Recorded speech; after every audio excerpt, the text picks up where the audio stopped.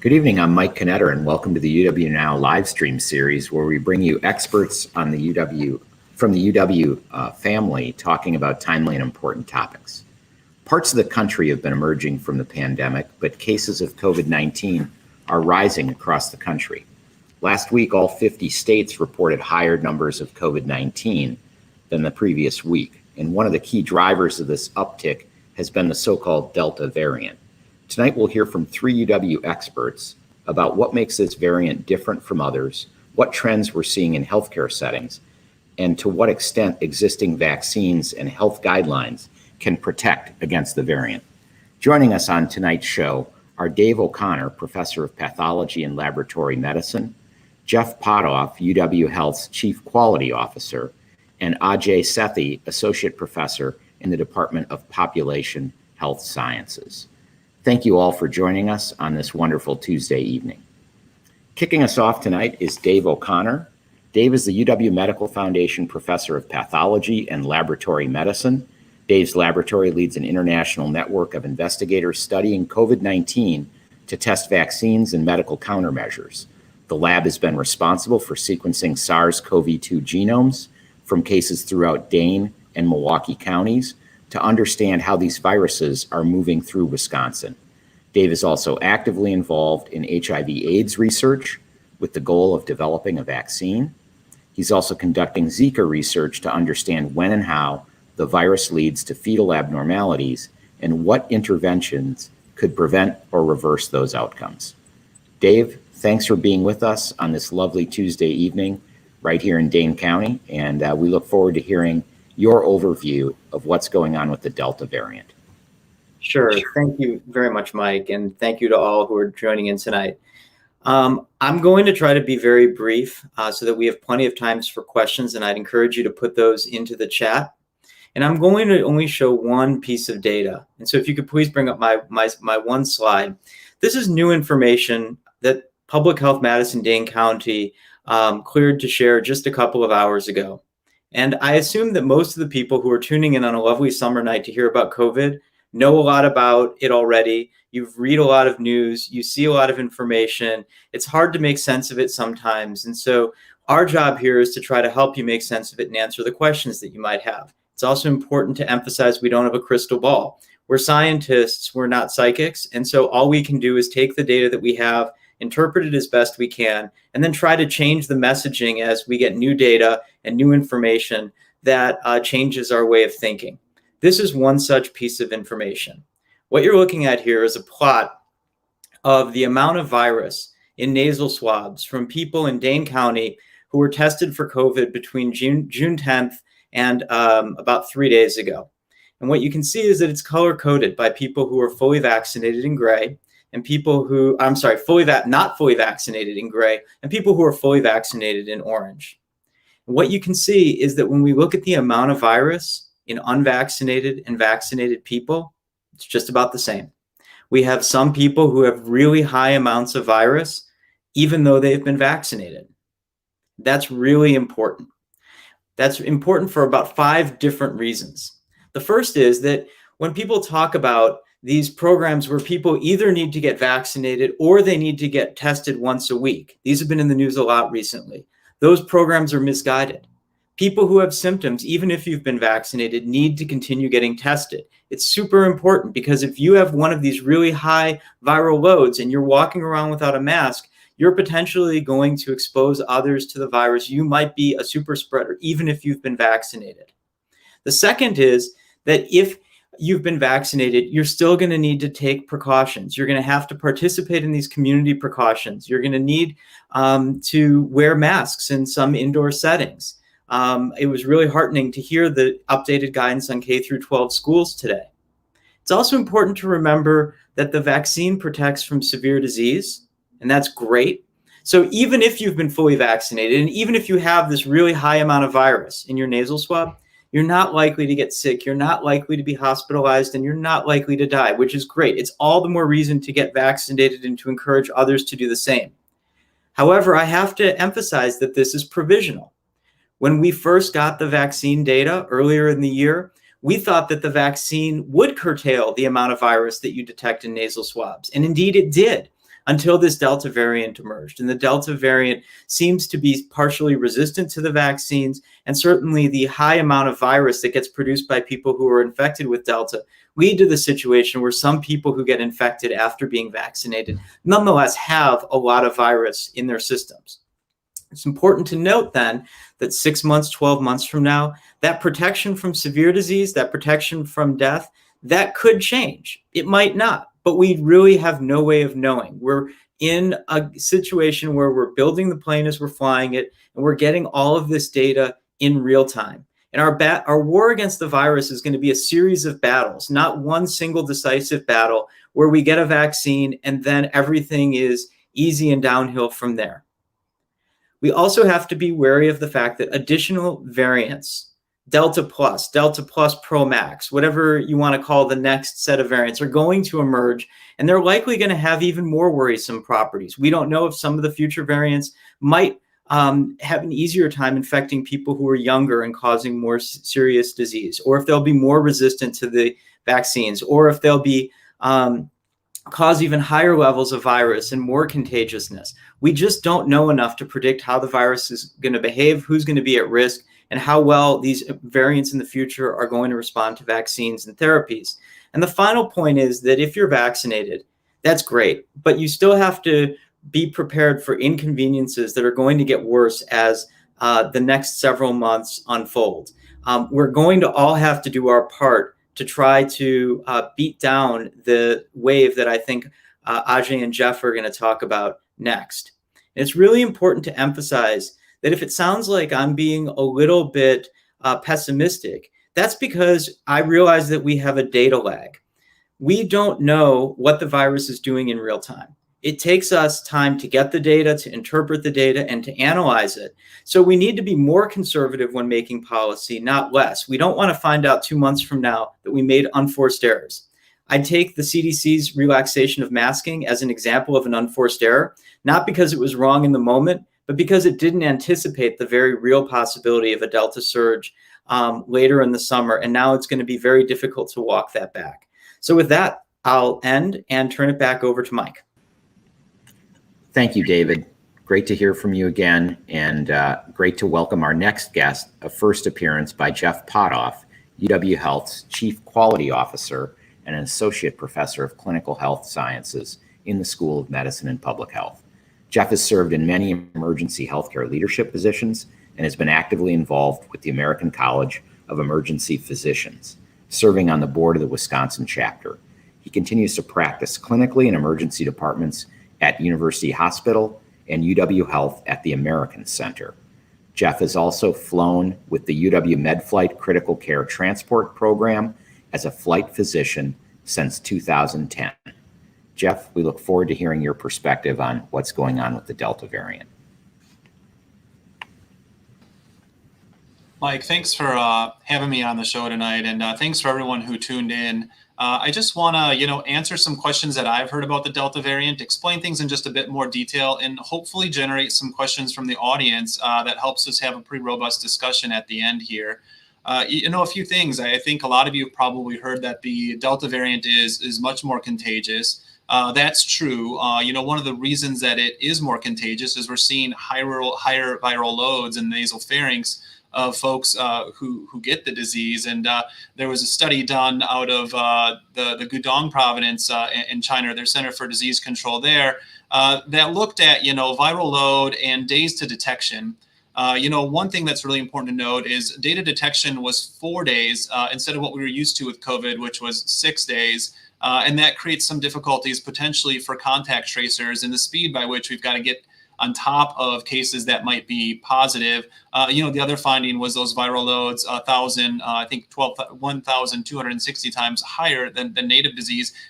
And that just lends pretty good credence to the idea that this is much more contagious. Now, the other thing that people are wondering is it more dangerous? Now, early on, there was some studies, one out of Scotland, the EAVA2 group, which is their surveillance platform in Scotland. And they looked at a relatively small group of people, looked at the Delta variant and the hazard ratio for hospitalization, and found it to be 1.85 compared to our native COVID-19. So about 1.85 times more likely to be hospitalized.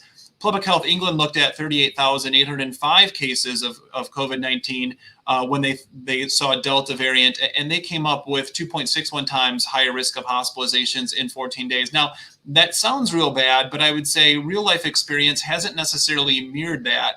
And the question of whether or not Delta can cause more severe disease is yet unanswered.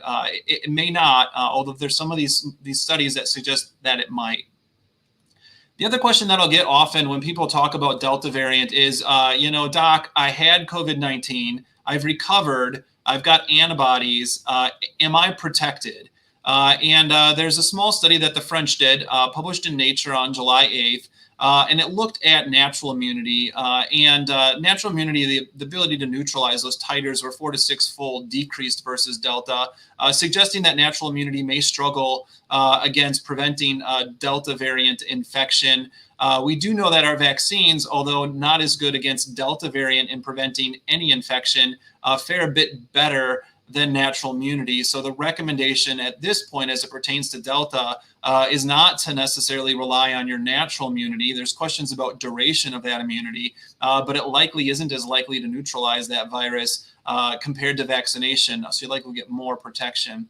Another question that I get about Delta a lot is, what about the youth? Are the youth more susceptible? And I'd say this is another one where the data is just not clear. There's a group out of the Imperial College of London. They call themselves the REACT-1 group, and they're another surveillance group. And this is their 12th round of kind of comparing infections that are going on in the United Kingdom.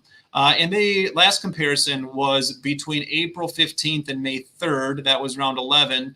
And May 20th and June 7th, that was round 12. And at the time of that second group, May 20th to June 7th, it was estimated that Delta was making up 90% of the cases in their cohort compared to 60% in that previous April to May cohort. And now what they found is that there was a 5 times higher swab positivity in the 5 to 24-year-old age group. But this could be confounded because at the same time, the United Kingdom has been vaccinating those older patients, those people who are over 65 who have comorbidities. So that could confound it. But it raises the question of, could it possibly be that Delta may be able to infect younger folks with a little bit more intensity than what we've seen with other variants? And we just don't know yet, but there's that data piece out there that we chew on. There really isn't anything to suggest that in children the disease is more severe that I have seen yet. Getting to the more clinical side of things, Delta variant, are symptoms different? I would say largely probably not. Most common symptoms are going to be fevers or chills, cough, shortness of breath. Some folks have said that maybe the symptoms come on a little bit more mild to start. Some have said that maybe loss in taste and smell are less likely. I haven't seen any data that would say that that's an absolute, but it's some stuff that is out there that folks who are treating these patients are saying. I've got COVID data in Wisconsin. If we've got time, we can talk about that. Or if there's questions about, where are we having cases in the state? How does that compare to vaccination rates? I'd be happy to get into that. Would like to talk a little bit about in the healthcare setting, particularly UW Health, like what are we doing? Right now we are still meeting weekly, down from daily, to talk with our progressive planning team on what we'll do if we get another surge of cases in this fall. Obviously, the news around Delta isn't looking great. We have not turned back a lot of the HVAC changes that we've made over the pandemic so that we could quickly change airflow if needed for what might be a small surge of COVID patients. Hopefully, it's not a big surge. We're in kind of a tough position right now because after the pandemic, we noticed that the patients coming to our hospital were much sicker than they were previously. We have a measure called the case mixed index. It's never been higher at UW Health than it is right now. That can be multifactorial. Certainly, there's probably a component of delayed care, but that means that our hospital's really full with really sick patients right now. It makes it a little bit harder to plan for a surge effectively without taking bigger steps like shutting down elective procedures and things like that. Now, the good news is we're nowhere near that right now. In Dane County, our hospitalization rate has remained relatively stable at UW Health and at Meriter. But with more cases in the community, we might see some more cases require hospitalization, and we're prepared to deal with that. Around the U.S., it's not the same story. If you look down towards Florida, Health First in Brevard County, they've started postponing procedures again. In a 4-week period, they had a nearly 8-fold increase in the amount of hospitalizations.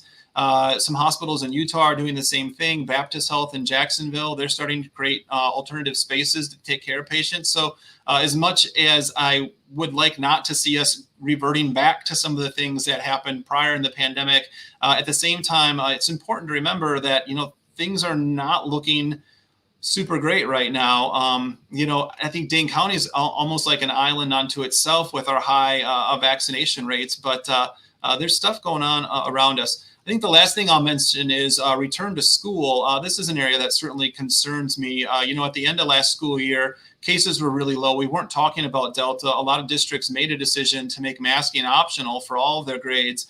Right now, that's just a decision that doesn't work when we're talking about the safety of our kids. Delta is much more contagious. We want to get kids in school, which means we're probably going to have to cheat on distancing, which means we can't cheat on masking. Our K through 6 are not able to be vaccinated yet. I'm hopeful that we see something in the late fall that allows those kids to be protected. But even in the 12 to 15-year-old age group, some will say, well, they've had a chance to be vaccinated. It's on them if they're not vaccinated. If you look at Dane County, our 12 to 15-year-old vaccination rate, 61%. Not great, but not too shabby. It's very different in other parts of this state. In Milwaukee County, only 27.5% of those 12 to 15-year-olds are vaccinated. So one in three vaccinated. You go up to Dodge County, not too far from here, 16.4%. So you can start to see why the recommendation is with breakthrough infections with Delta, with people who are vaccinated able to transmit the disease, with these kids who could be vaccinated but only vaccinated at 16.4%, the recommendation for masking K through 12 really makes a lot of sense. And then outside of the safety concerns, there's a lot of logistical questions school districts are going to have to deal with if they don't have mask mandates. We're going to have a more robust respiratory season. That means any kid in school who has symptoms of a URI is going to have to be pulled out, especially if they're not masked. They're going to have to get tested. That's going to create a lot of work. There's going to be increased contact tracing. And I think we're setting this up so that if kids are unmasked going to school, they'll likely miss more school days. They'll miss more extracurricular. They'll have more trouble with their sports teams than if they just put the mask on. And then I'll leave the CDC presser for later, but that's certainly something else that we can talk to. It certainly fits in well with the data that Dave showed that basically, although we don't see often breakthrough cases of COVID-19 in vaccinated people from that Delta variant, when we do, it's likely that they are now contagious to other people when that wasn't our understanding back in the end of May. And I'll hand it back over to Mike. Well, thank you very much, Jeff. I wish I could bring you to our town hall meeting with employees tomorrow, because I bet they have a lot of the questions you just answered. Our final guest on tonight's program is Ajay Sethi, an associate professor in the Department of Population Health Sciences and the faculty director for the Master of Public Health program here at UW-Madison. As an infectious disease epidemiologist, he studies modifiable behavioral and structural factors associated with infectious disease transmission and morbidity. He teaches the popular course Conspiracies in Public Health at the UW, preparing future healthcare workers for difficult conversations with their patients. Ajay, thanks for coming back on the show, and I look forward to hearing your take on the Delta variants. Yeah, thank you, Mike. Well, for one, I'll say I'm glad to be here, and I look forward to a great discussion with the audience and you and others. And both Dave and Jeff presented a lot of things that I think I'm also going to be talking about. I'll just provide my perspective on it, but I'll keep my remarks fairly brief. Could I get that first slide, please? Yeah, so I'll just say that when the vaccines became available and we started the rollout in December 2020, we used to say this is a race against the variants. It still is a race against the variants. And the Delta variant started the race earlier. It was detected in India in October 2020 before the vaccine era. And it was responsible for the surge that India experienced that they're now sort of recovering from. And of course, it's spread around the world. It's in many, many, many countries and here in the United States, and it's wreaking havoc. The CDC classifies it as a variant of concern, largely because it is just so transmissible. So with the original SARS-CoV-2 virus, on average, a person who's infected unvaccinated would spread the virus to 2 to 3 other people during their illness. And for the Delta variant, that's estimated to maybe be about 6 people. So that certainly leads to a greater exponential growth in cases in communities. Next slide. So right now, the CDC is estimating that 83% of new infections in the US are caused by the Delta variant. It's basically replaced the Alpha variant, which had been the dominant strain up until about a month ago. So now the Delta variant is the one that is causing all the spread, or most of the spread. Next slide. And so what we're seeing in the US is this sort of uptick, the start of a new wave of COVID case transmission. And this is certainly worrisome. We've been seeing increases in cases every day since July 1, and there have also been increases in hospitalizations and deaths that have followed. Next slide. So this comes from the New York Times and their daily tracker on the left, highlighting hotspots in the country, and everyone probably knows that there are really just a few states where we have the most transmission of the Delta variant: Arkansas, Missouri, Florida, Louisiana, Texas, some other counties around the country. And if you sort of now gaze your eyes to the right, where we see vaccine coverage, where the lighter green areas are where we have poorer coverage. Some states aren't reporting their county-specific data. They're not colored at all. But you can see that the clusters of COVID transmission due to Delta is occurring first in those large areas where people are largely unvaccinated. Now, as everyone has said so far tonight, that every single state in the country has been experiencing a rise in COVID transmission over the last month. And so that map on the left is a little bit deceiving because it shows where the hottest spots are, but every state right now is experiencing an increase. Next slide. And so I'll just wrap up with some bullet points, reiterating what Dave and Jeff both said. For one, relative to the original SARS-CoV-2 virus, the viral load of someone infected with a Delta strain is about 1,000 times higher. Breakthrough infections are relatively rare, but when it does occur, it's dangerous because the viral load is similar for people who are unvaccinated and infected, as Dave showed nicely with the Dane County data. And that's the reason for the new masking guidelines. The CDC has looked at, through their outbreak investigation and through cohorts of people followed and tested weekly, when breakthrough occurs, the viral load is not is high, and therefore people are at risk for transmitting to others. So while most people may not experience symptoms or mild illness, it's a little bit of a paradox that people who have breakthrough do have high viral loads. But the vaccines remain highly effective against severe disease and death. Next slide.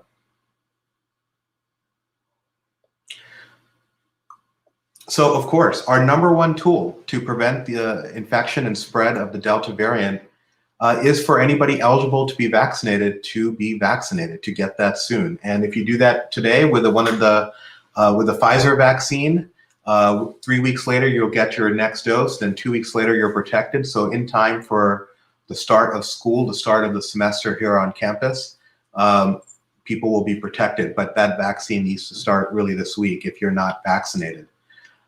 Fully vaccinated people who have weakened immune systems, and of course people who aren't vaccinated, particularly if they're not eligible, but really anybody who's not vaccinated, need to continue to wear masks, take precautions, maintain distance, especially indoors, and frankly, really anywhere where you're going to come across somebody who's also unvaccinated. The possibility of spread is very high. Next slide. When this question gets asked a lot, what if you have unvaccinated people in your household? Maybe they're not eligible, they're children under 12. Maybe they're immunocompromised, they're vulnerable in some way.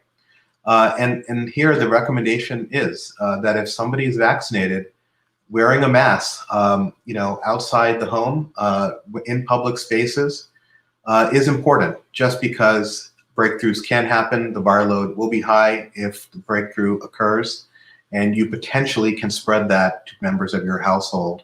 And if you want to prevent that, wearing a mask is really just necessary.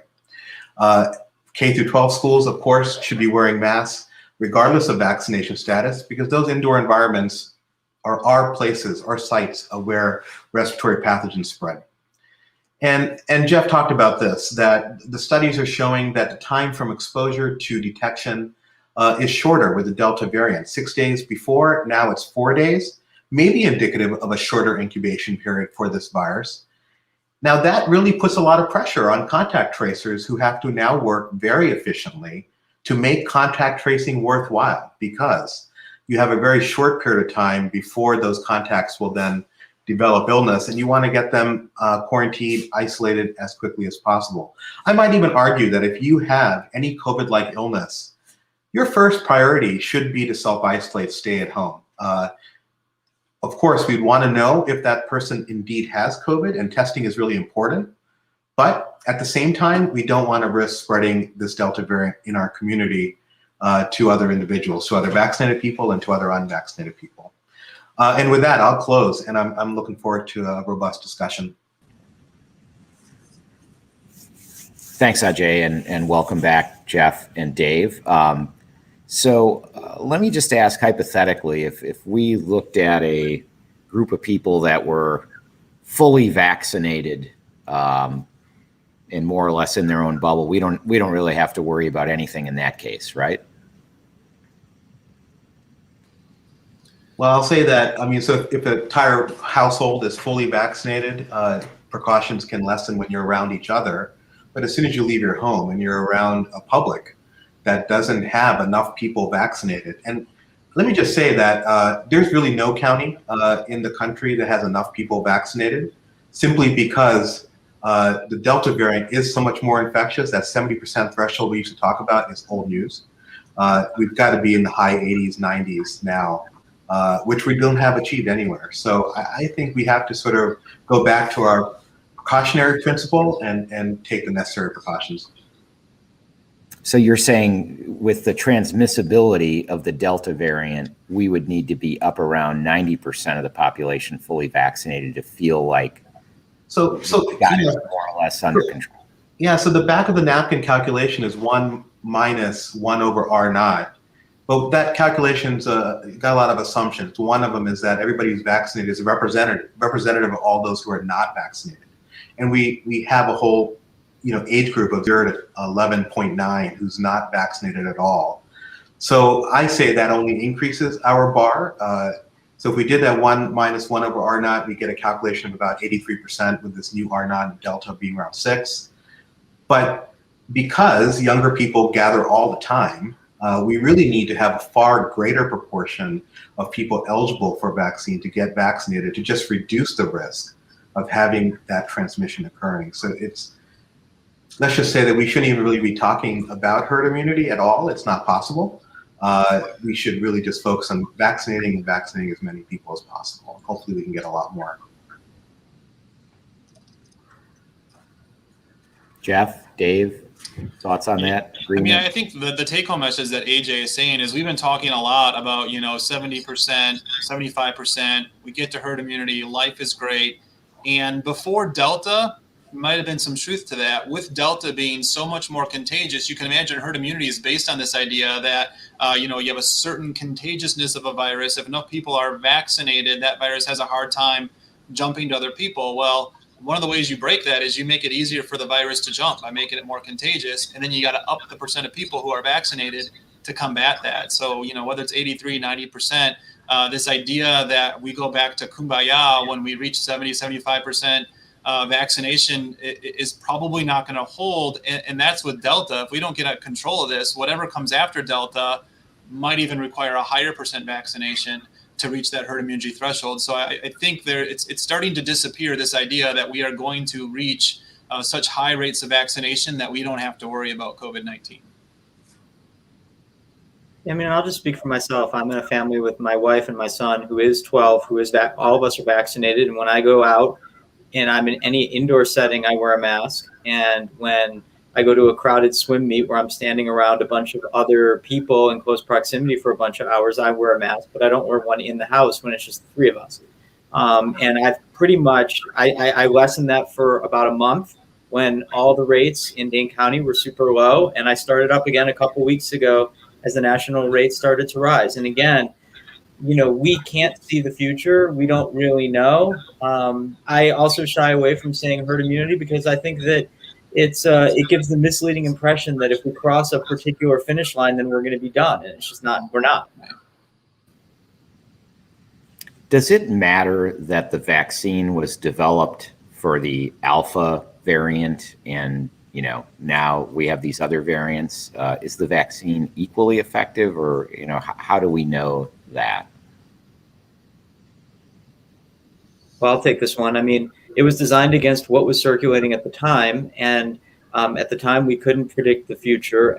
There is a lot of sort of blue sky research going into pan-coronavirus vaccines that could potentially protect against all the seasonal coronaviruses and all the SARS-CoV-2 and the original SARS classic. But that's ways off into the future. For now, we're basically operating on making vaccines against what we know. And we just have to predict that there's going to be things in the future that we don't know. You know, a related question to that is, well, what about the other variants? Are they always going to be worse? The answer is no. There's hundreds of variants that have emerged since the start of the pandemic that you don't know anything about. They don't earn a Greek letter, but they fade away, and they fade away fast because they're just not that contagious. Unfortunately, the ones that you get to hear about are the ones that have an evolutionary advantage, either in contagiousness or they're able to better resist the vaccines. And so those are the ones that are able to get a foothold and unfortunately spread and amplify. So the ones that are that are more benign are they just go away and disappear without a trace. Do you think institutions like UW should mandate vaccinations for all employees in the healthcare system, all employees across the board, all students? Should we make it a requirement for attending class in person or going to a football game at Camp Randall? What are your thoughts about mandating vaccination for the right to do certain things? And so you probably got the wrong group of experts on for that question. But I mean, yeah, in my perspective, if it was possible, I mean, there's a lot of different, you know, tug of wars that go on. Vaccination is our way out of that. Now, I realize that it's hard to mandate vaccination, but I think it's absolutely fair to say if you choose to be unvaccinated, you're a significant risk, not only to yourself, but to the rest of us. And we need to be able to mitigate that risk. You know, we don't allow people to make choices that hurt other people. We don't make drunk driving optional and say, you know, I don't want to drunk drive, but if you want to drunk drive, no big deal, because the drunk driver hits the other person. So I think we say, you know what, if you don't want to be vaccinated, then, you know, you got to do these things. You know, you're always going to be masked. You got to be tested, you know, a lot. And even if we do that, it's not as effective as those people being vaccinated. So I would love to see that, but I understand that there's difficulty. It's hard to do that kind of thing. But you raise a good point. There are other behaviors that have these negative externalities for other people, and we do have laws that prohibit them. So why not for this? Dave, Ajay, any thoughts on that? Yes, we should vaccinate. No, I'm not sure we will. Yeah, I'm pro mandates. I understand the complexities. I mean, the reality is that the benefits of vaccination so far outweigh the risks of vaccination that it's kind of a no-brainer that people should just get vaccinated, not just for their individual protection, but for the future of our country. I mean, everything begins to recover the more people who get vaccinated. So for things like going to a football game at Camp Randall, should we require vaccination, proof of vaccination? What are your thoughts about that?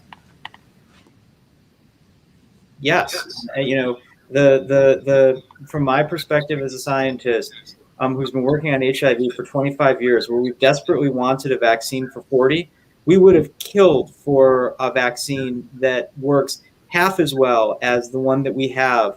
And it literally is looking a gift horse in the mouth to not get the vaccine. And it does create this huge shared risk. And I'm going to tell you, a personal story here. So my father passed away from cancer last week after a long battle.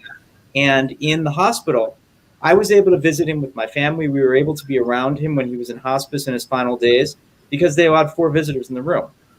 3 months ago, they didn't allow 4 visitors in the hospice rooms. They allowed 1. Why? Because it was too risky. There are huge numbers of things that range from minor inconveniences at worst to significant lifelong traumas that will result when we need to go back into these kinds of lockdowns, and we need to make those sorts of difficult decisions like Jeff talked about earlier, with deferring procedures that are elective but quality of life altering. And if we have to do that because some fraction of the population isn't getting vaccinated so others can't be with their loved ones in their time of need, I find that unconscionable. And as a scientist, I think we're missing our shot by not being more aggressive and by treating the right to get vaccinated as a personal choice instead of as a sense of obligation to the community and to our greater society. Nobody needs to pile onto that. Well said, David. Thank you. So let me ask this. If suppose we can't get more people to get vaccinated, could we be headed back to lockdowns, or are we able to continue to function at current levels of vaccination rates as long as we mask up and distance in indoor settings? I'll say when you start to see rates of hospitalization go to those rates where we saw pre-vaccine, despite being vaccinated, we see not just breakthrough infection, but breakthrough severe disease and deaths. We basically now have a variant of high consequence, not a variant of concern. And lockdowns are going to have to be part of that discussion. We basically have an entirely new pandemic with the Delta variant. The transmission dynamics are entirely different. We can just say goodbye to the previous strains, and we may have to take certain precautions later on if the vaccines fail us in the future. Yeah, and I think the thing to add to that is, the idea that we will wear our mask and stay distance, that sounds great, but in reality, it doesn't play out. There are far too many people who don't wear their mask, who do gather, that then perpetuate this pandemic. And I think that's one of the reasons we're seeing such a spike now is we've got a much more contagious variant and a whole lot of people who are unvaccinated but are close together and not masked. It's the perfect recipe. The virus couldn't ask for a better scenario to come back alive. Do you think there's a dynamic out there where people are now saying, well, yeah, now there's this new Delta variant, are there people that are going to tell themselves that, well, why bother with a vaccine because some other new variant will come along anyway, and, what's the point? Is there a chance of that kind of mythology or interpretation, I guess, not mythology, but interpretation of taking root, Ajay? Yeah, there are a lot of reasons why people choose to not get vaccinated and to delay vaccination. And that's one of them. It's just finding some excuse or reason or rationale to justify the decision that they made before the Delta variant, emerged, is to resist getting vaccinated. And, I'll say that, this country is obviously now starting to call this a pandemic of the unvaccinated. But I also want to just point out that people who have resisted getting vaccines have a lot of megaphones in their ears, spewing disinformation. And some of those people who spew disinformation are actually vaccinated themselves. And yet they find this industry to tell people to not get vaccinated. They profit off of it. And that's unfortunate. And I think we need to not just focus on individual decisions to not get vaccinated, but also the source of that disinformation that's kind of ruining it for everybody. To go a little deeper. Oh, Dave, were you going to say something? Go ahead. Yeah, one of my favorite Simpsons lines ever is, Homer says about Maggie, why are we giving Maggie vaccines for diseases she doesn't even have? And I think that applies here because, if you choose to not get vaccinated, in spite of the fact that, we are where we are now, in part because not enough people were vaccinated, Yes, worse things are going to come. Some of it's going to come about because we've done an absolutely lousy job of assuring global vaccine equity. So there's huge parts of the world that don't have any vaccines. And by the way, these variants emerge in people who are immunocompromised, and that includes people in sub-Saharan Africa, where there is an HIV syndemic of people who are immunocompromised. And there's people who are going to have infections that are going to continue producing newer and potentially more dangerous variants as long as the virus continues to simmer somewhere in the world.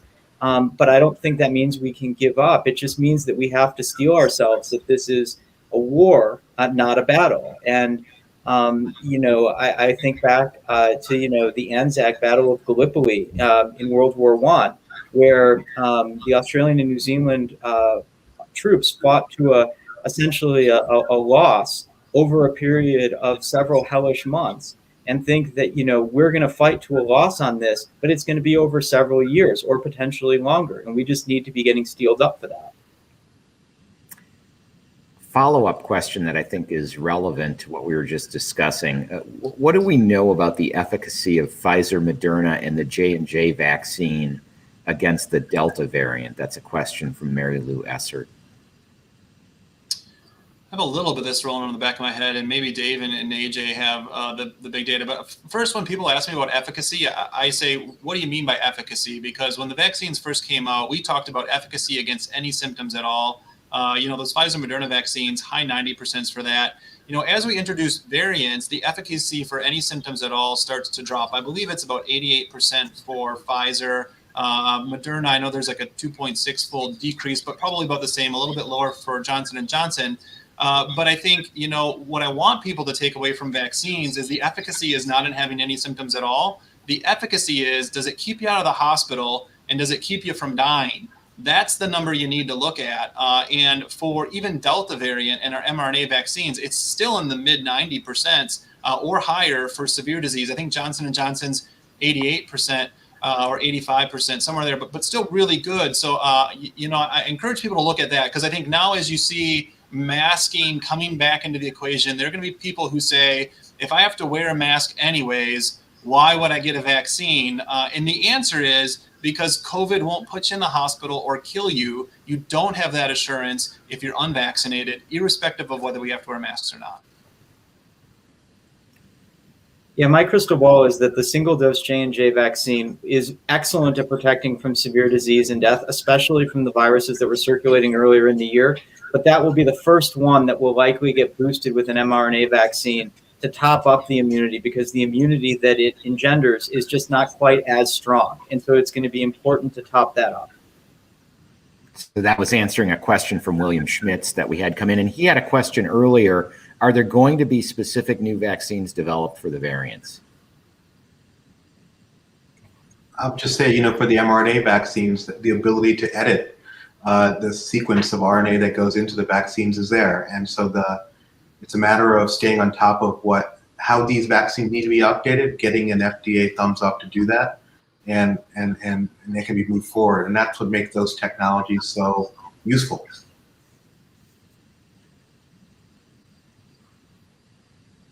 So I see no more audience questions.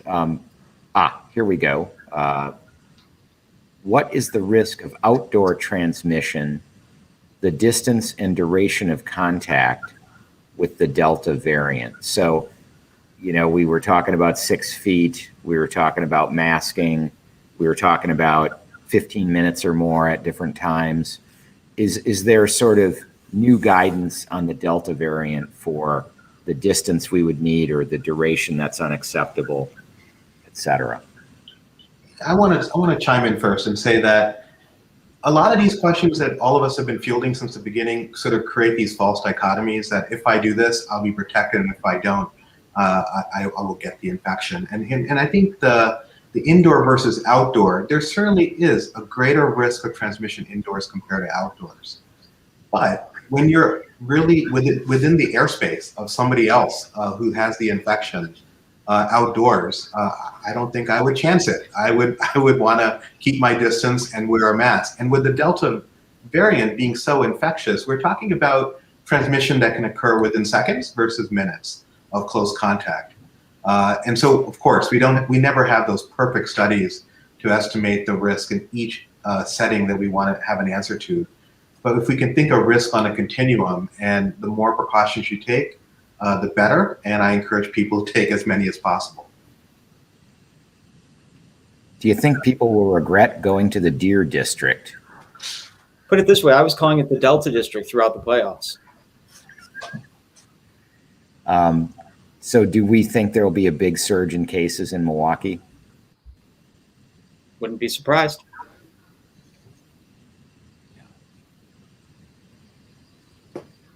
Have we been tracking, I'm sure we're tracking case counts in Milwaukee County versus other parts of the state. Are we starting to see those bump up already relative to the rest of the state? Yeah, actually, Mayor Barrett already said today that Milwaukee is seeing that substantial increase. And much like Dane County is calling for mask use indoors, regardless of vaccination status. Yeah, I think today Milwaukee is currently the fourth highest county in cases per 100,000, and it's even a little bit early for the full effects of the Deer District and the parade. So whatever that isn't already on the table. We're going to see that in the future. But certainly, like the environment, it just makes sense. You know, as a scientist, if you put people inches apart instead of feet apart, and have them all yell and scream with a virus that's like really transmissible, you know, you don't have to have a PhD to figure out that's going to be a recipe for more cases. And when you say it's the fourth highest county, that's in the state of Wisconsin or nationally? No, in the state of Wisconsin. So right now in Wisconsin, Pepin County, which is small up in La Crosse, is leading it with 21.5 cases per 1,000. Adams County at 12.7, Forest at 12.7, Milwaukee at 11.9. And then you can compare that to Dane County, we're at 6.7 per 1,000.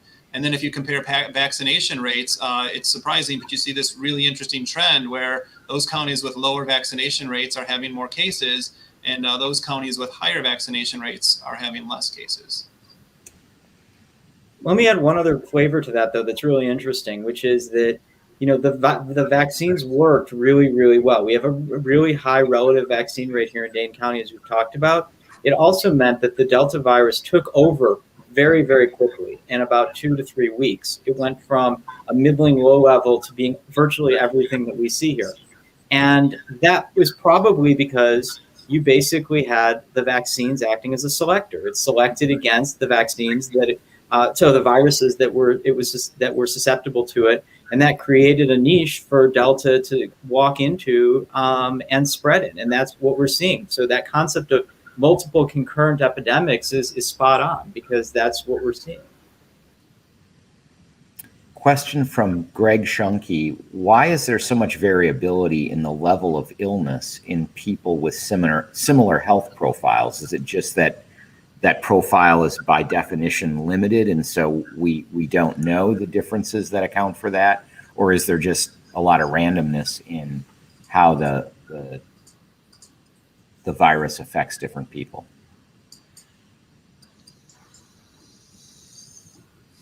The epidemiologist said there's always randomness. Always. There's always unexplained variants. And this is the million-dollar question for this virus, is because it's also so unpredictable is why we all need to take precautions. You just never know when you might become infected, when you might pass it on to somebody else. Yeah, and I would say, you know, right now in medicine, we have these very blunt tools. We understand you have a few risk factors that probably makes you more likely. There are probably 1,000 other variables that play into your susceptibility. And we're starting to talk about this with precision medicine and understanding specific genomes and what that means. But, you know, I heard a lot of people during the pandemic that said, you know what, I'm not over 65 and I don't have these things. So like, I'm going to be fine. And I'm like, yes and no, you might be by the large population thing, but at the individual level, you have no idea what happens when you get back that positive test results, what your journey is going to be. Mary Lou Essert wonders whether we have data by county in the number of Delta variant cases as opposed to other cases. Is that broken down at the county level? Yes, the Wisconsin State Lab of Hygiene has a data dashboard. I'll put the link in the chat. Great. Thank you, Dave. And then we have a question from Jerome Dancis, and he's wondering, I'd say two parts. Is the long haul COVID notion a medically documented phenomenon? I know it's reported on in the media, often very anecdotally, but do we think it's medically documented? And then, do vaccines prevent or protect against those long haul cases, assuming that you say that is a real thing? I think a couple of things. So it's for sure a real thing. In fact, some healthcare systems have developed multidisciplinary teams to treat it. I think the group that's probably best to find it is there's a research group in the United Kingdom who's been surveying COVID survivors for a good long time now, following up with them to see, are you still having symptoms? And a lot of them are. So no doubt that it's a real thing. I think it's, hard to quantify because the symptoms can be a little bit nebulous as far as, fatigue and brain fog and things like that. Now, can the vaccines protect against long-haul COVID? The answer is yes, if you get vaccinated and don't get COVID. But if you have COVID and then you have these long-haul symptoms, I haven't seen a lot of data that says getting a vaccine at that point makes those symptoms go away. So it's really the prevention of it, not treatment of long-haul symptoms. Yeah, not treatment of, but maybe reduces the likelihood of long-haul symptoms, both because it's less likely you get COVID and less likely you get a severe case, perhaps? Perhaps, but we see long-haul COVID even in people with relatively mild cases. So I don't even know if we can say that those who are vaccinated that have breakthrough, they may not have, the protection against long-haul COVID. There probably aren't enough cases, or we can say definitively whether there's something there or not yet, just because there aren't that many breakthrough cases that we'd be able to study long-haul in them. But I certainly wouldn't bet the house on it. We've got a question from Jim Kennedy, who posits that our society accepts polio, measles, tetanus, chickenpox vaccines, all at a very young age. A, is that true? Are we really more accepting of those vaccines? And then B, what's different with the COVID vaccine, in your opinion? For the vaccines listed, except for maybe chickenpox, although I think that might also be required for kids who enter school. And so we have a system in place where we have policies in which parents have to vaccinate their children before school entry. There's always been vaccine hesitancy since the early days of development of vaccines. With COVID, I mean, we're in a situation where everything is new. We're learning more new things.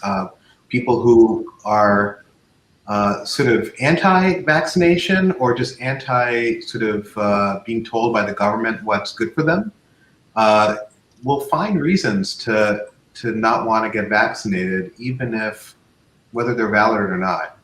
And I think with the other diseases, they affect children. I think there was a time when those were not vaccine preventable. People have that seared in their memory. And now we have policies that maintain high vaccination rates. With COVID, how do we get to that point where more people will accept COVID vaccination? It's a good question and obviously hard to solve. I think if we elected Dave O'Connor president. Well, I mean, again, it's the same thing as I was saying a few minutes ago. We've created, we have a culture at the moment where people have the world's information at their fingertips, which is fantastic in many ways, but terribly dangerous in others. And we've created a situation where that sort of virulent, malignant, anti-vaxxing,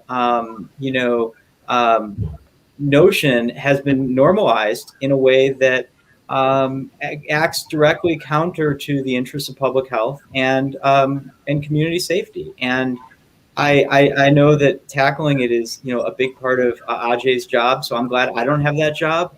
My job is just to call the shots as I see him as a basic scientist.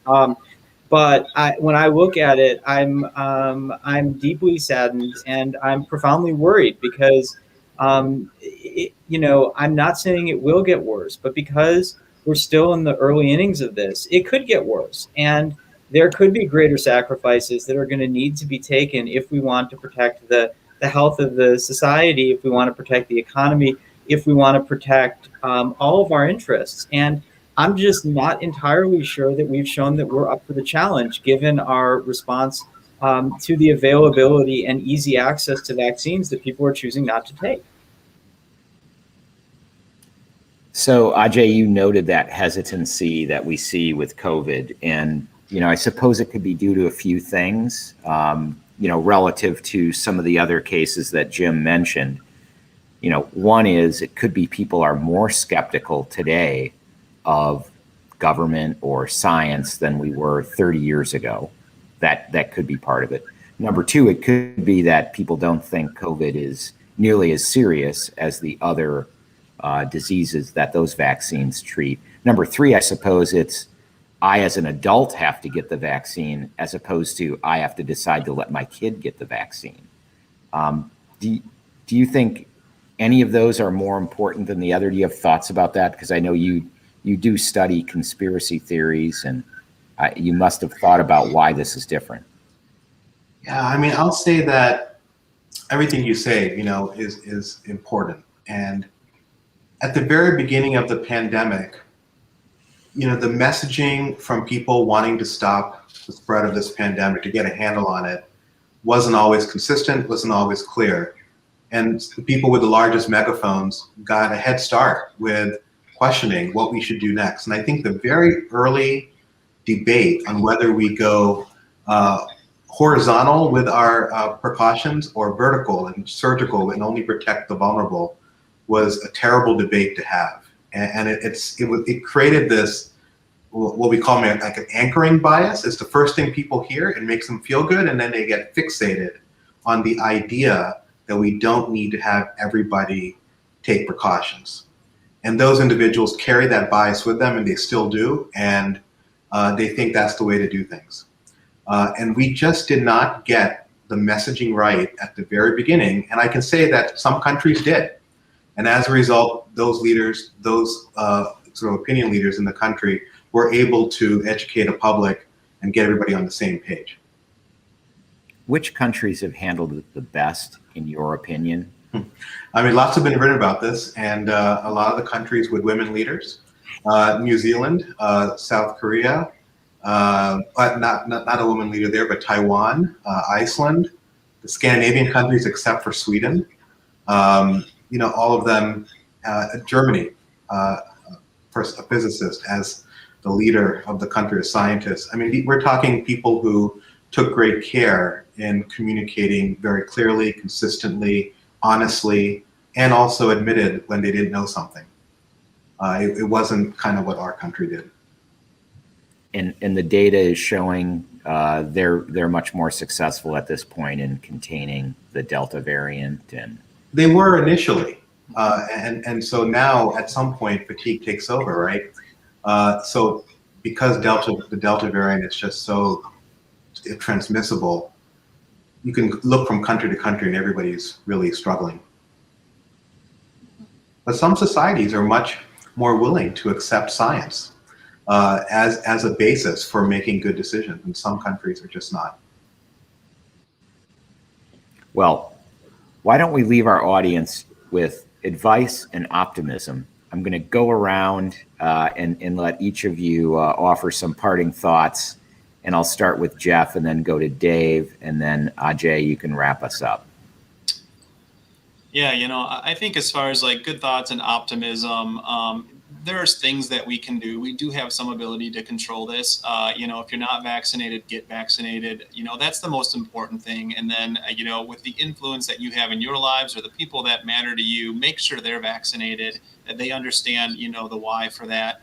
And then I think we just have to get comfortable with the idea that there isn't going to be a bright, sunny morning where this is just gone and we're not talking about COVID. We're going to be in it for the long haul, and we'll have good days and we'll have bad days.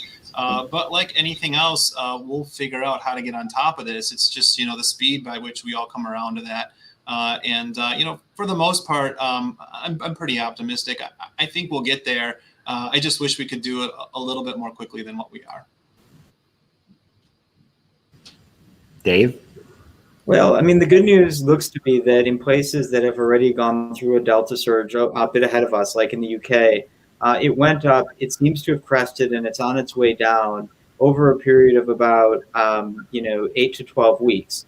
And so if we follow a similar trajectory, then we could be on the backside of that curve again in September, late September, October, somewhere in there.